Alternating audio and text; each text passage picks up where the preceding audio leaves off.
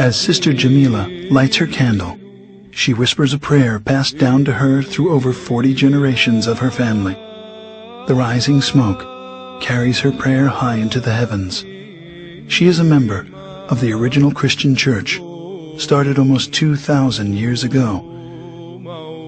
But what happened to this original church, and where do we find it?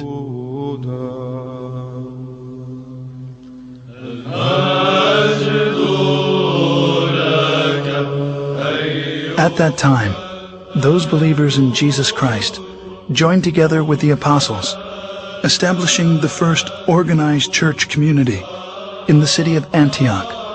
It is there in Antioch that they were first called Christians, as stated in Acts 11:25.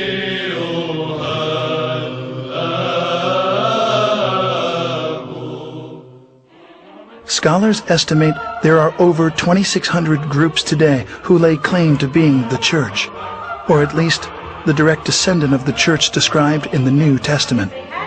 As Christianity has inarguably played a considerable role in our history, it is important to understand the factors which have led to its current divided state.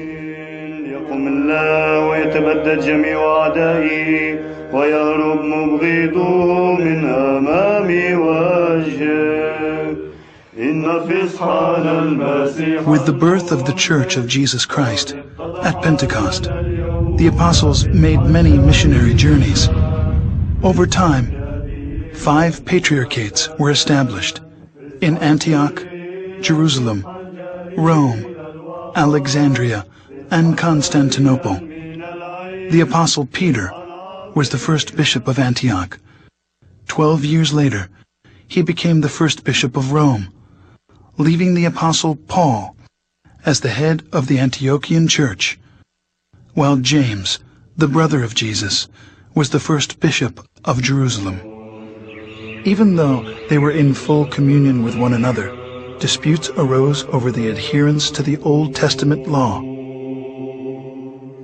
James gave the solution to settle all doctrinal and moral issues through ecumenical councils, and the church flourished for 1,054 years. The first council was known as the Council of Jerusalem, as documented in Acts 15. In the history of the Christian Church, we find scores of such councils, establishing its canon laws, which the Orthodox regard as the faith of the apostles, faith of the fathers, faith of the Orthodox, the faith which has established the universe. Heresies, disputes, numerous wars, and much persecution constantly challenged the early fathers of Orthodox Christians.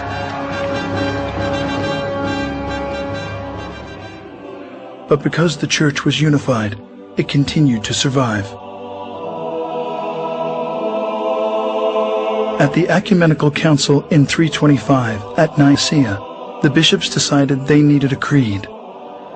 After much prayer and some 90 years, what's known today as the Nicene Creed was finally written.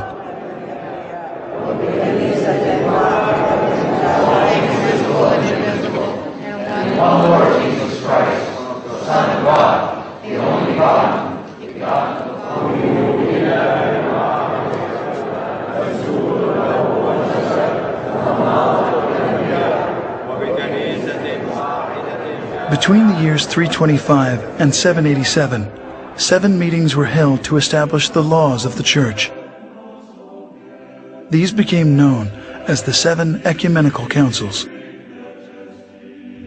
The faith of the Church, at the close of its first 1,000 years, was the same.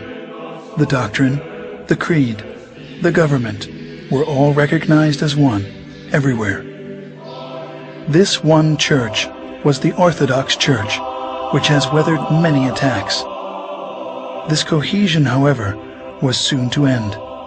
As the first millennium was drawing to a close, tensions began to mount between the Western Church, Rome, and the 4 Eastern churches. The bishops of Rome began to claim authority over the other 4 churches, on the claim that the Roman Patriarch was the only true successor of Peter. two giant issues emerged. First, Rome's declaration of the Pope's supremacy, and second, that the wording of the 700-year-old creed be changed. As disunity led to conflict, a cardinal was sent by the Roman bishop to slap a document on the altar of the church in Constantinople during a Sunday worship, excommunicating the Patriarch of Constantinople from the church. The final consequences of these tragic events was a massive split. The Great Schism occurred in the year 1054. Pursuing his claim of universal headship of the Church, the Patriarch of Rome broke from the other four churches, creating the Roman Catholic Church, independent of the other.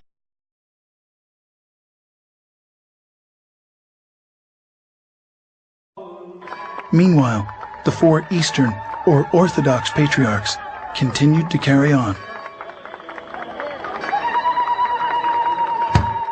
In 1517, a little-known German monk named Martí Luter, protesting certain Roman Catholic practices, nailed a 95-point thesis to the door of the Roman Church in Wittenberg. His critique started what is now known as the Protestant Reformation. Fueled by complex political, social, and economic factors, in addition to religious problems, the Reformation spread like a raging fire into virtually every nook and cranny of the Roman Catholic Church. As decade followed decade, many branches of Protestantism took various forms. Different divisions insisted they were neither Protestant nor Catholic, most wanting a less centralized form of leadership. Anyone could start their own church, which led to today's 2,600 different Protestant denominations. While many profess to being Christians, they reject the biblical data which speak of the historic church, throwing the baby out with the bathwater. Some pretended to be the New Testament church, but were seriously off base, leading many people far astray from Christ and the church.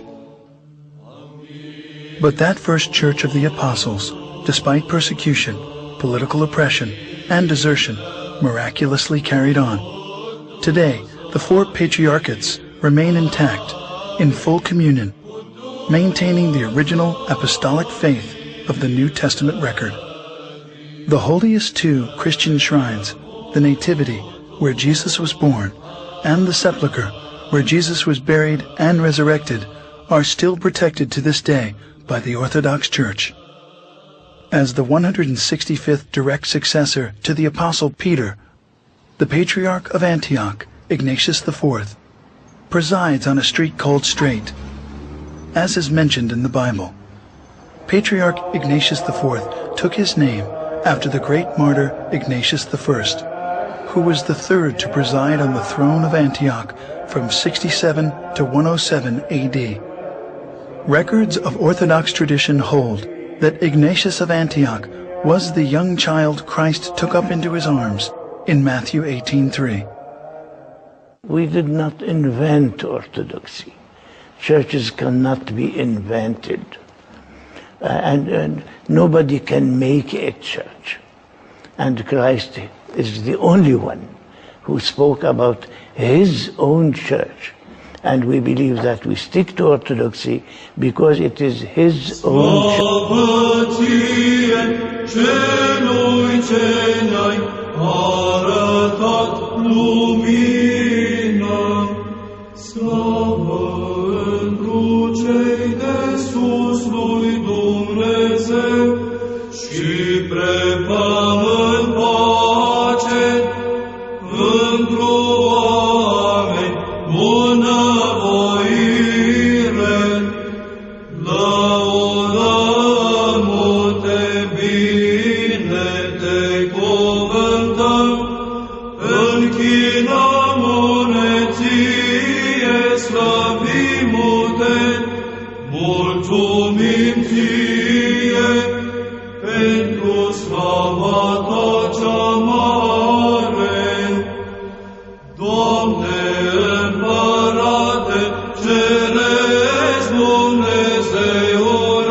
Părinte adopțitorule,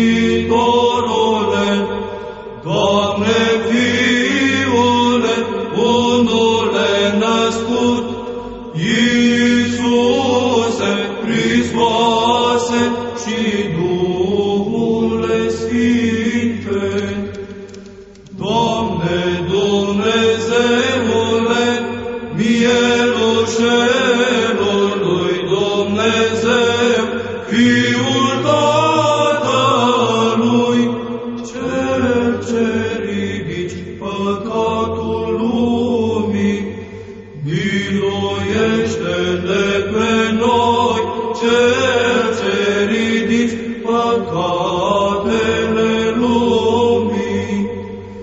Primește rugăciunea noastră, Cel ce ședea dreapta Tatălui și ne miluiește pe noi.